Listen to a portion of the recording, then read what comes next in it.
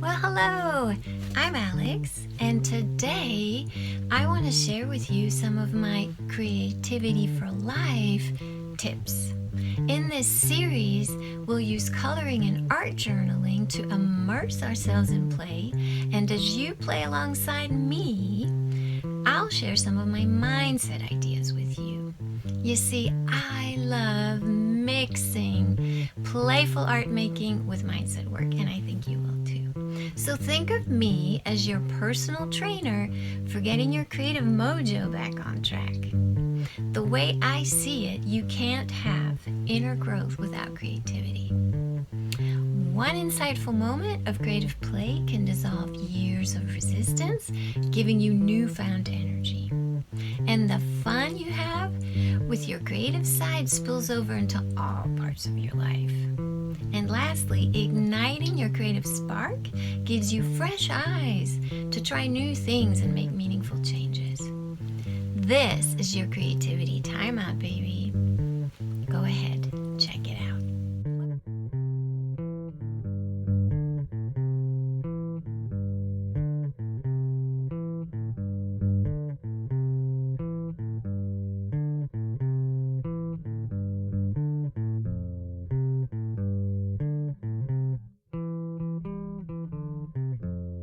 Hello. Today we're going to do another color along. I'm going to color and I'm inviting you to color too. Yay!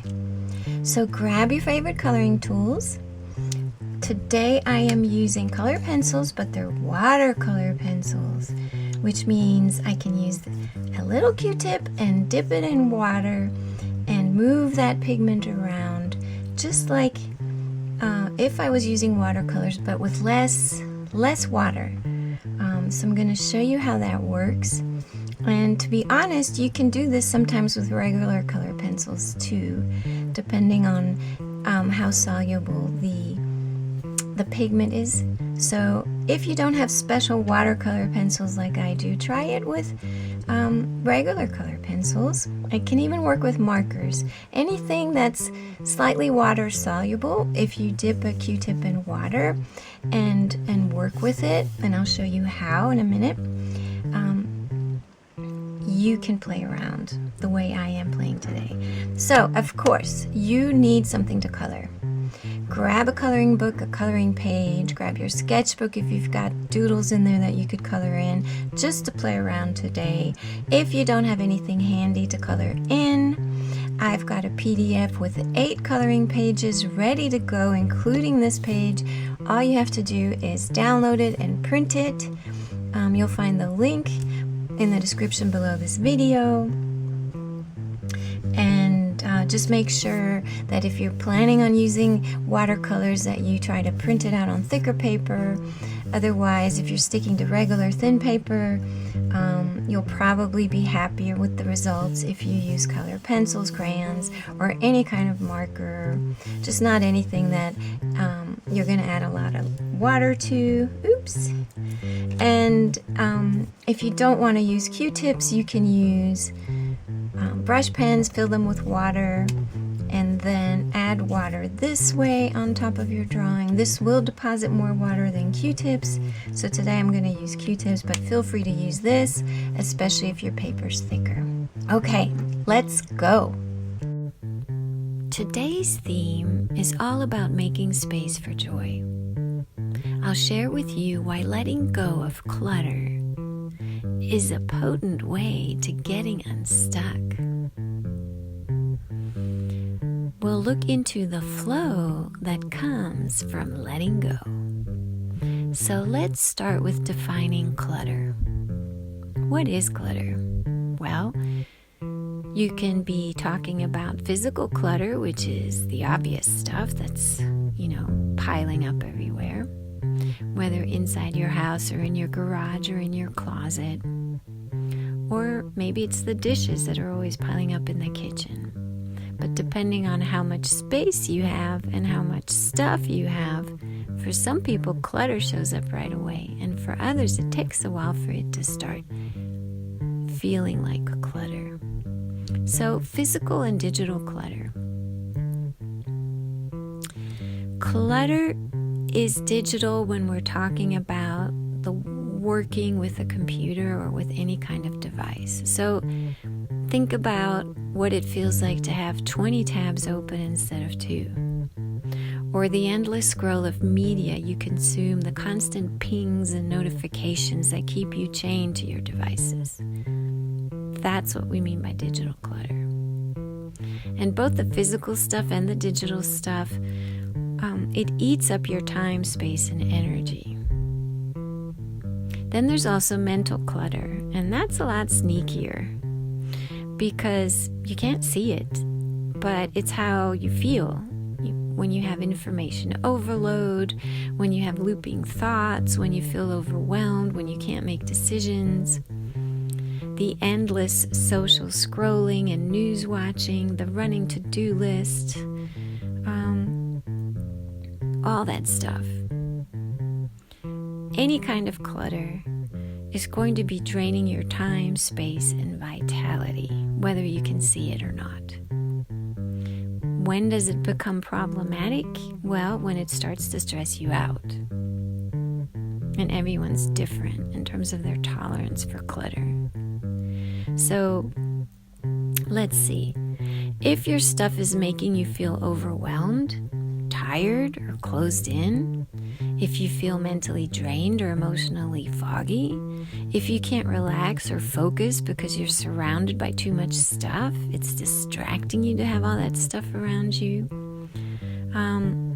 If your to-do lists feel endless and prioritizing is impossible, you could have a clutter problem. You could have a variety of problems, but by getting rid of some clutter, you would definitely improve. So what we want to do is make space for joy.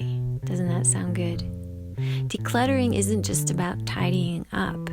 It's an intentional act of letting go of things to reclaim your energy. Think of your energy as your capacity to feel good. Your source of creativity, your wealth. It's your vitality. So it's priceless.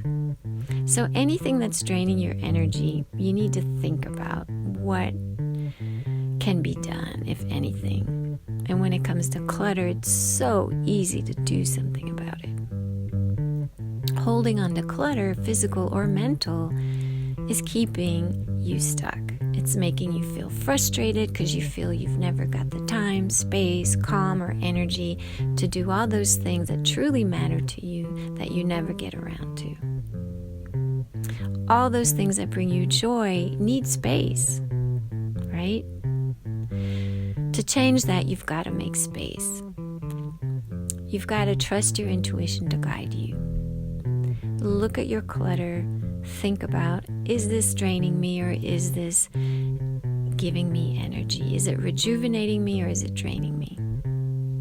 And don't think of letting go as having wasted your time or money, because we'll get to this in a second, but a lot of times it's hard to let go because we've invested money in something, and letting go makes us feel bad.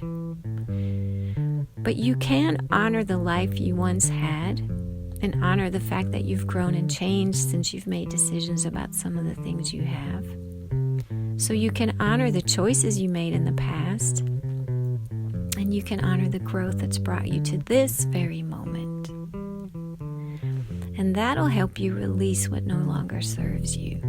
Honor who you are now, and don't feel bad that some of the choices you made for your past self aren't serving your current self. Your vitality depends on giving yourself space to pursue the things that light you up. So now, the tricky question, why do we keep what keeps us stuck? Why do we hold on to clutter? Well, in one word, it's avoidance. Maybe we yearn for a better life, like when we save clothes that used to fit us from the life we used to have, from the way we were before, as in we ignore the fact that our lifestyle has changed. Or maybe we save clothes because we think someday they'll fit again. In other words, we totally ignore the fact that our bodies have changed. Sometimes we avoid hard conversations. Like maybe there's some hard conversations to be had about what to do with that stuff that's sitting in those boxes. So you just avoid talking about it. We avoid sadness. Maybe you've got boxes full of photos and letters and it just feels too hard to look at those. Maybe they're from someone who's passed away. You get the idea. And I think probably the most important point is that we avoid the truth. Maybe you bought all kinds of tools and machines and appliances. Maybe you had this big project going and then you just decided you weren't going to keep going, but you still have the machines and the tools. Sometimes we buy stuff and then we feel bad we're not using it, so getting rid of it is like the truth that maybe that project failed for us. Maybe we messed up. And sometimes just all that stuff we have that we've maybe never even taken out of the box is something we bought because we were feeling lonely. So facing that truth can be hard.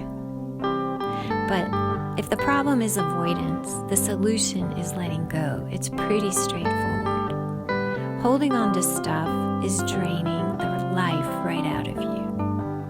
Decluttering is about freeing your time, energy, and spirit so you can do what truly matters. Remind yourself often why you're decluttering. Go small. Do one drawer at a time. Just do your closet. Go little by little and see how it makes you feel. And keep reminding yourself that you're not just clearing space in your home, you're creating space for joy. Because when you have space, you can breathe, you can create, you can do those things that you've been wanting to do. You're going to feel so much better. So here's to clearing all that stuff that feels heavy and making room for joy. Your vitality depends on giving yourself permission to let go.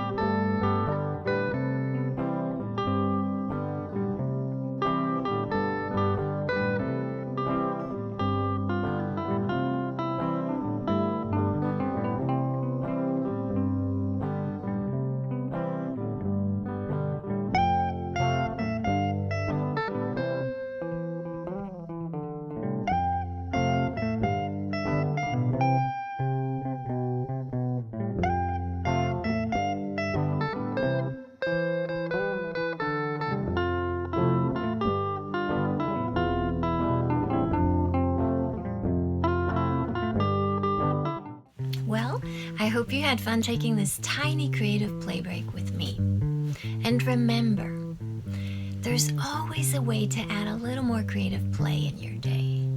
And as long as you can play, you can try new things and you're never ever stuck. Alright, I've got lots more ideas for you here on my YouTube channel, so subscribe, stay tuned, and play, play, play. Come back and gift yourself a little make stuff feel good energy. Thank you so much for being here and sparkle on.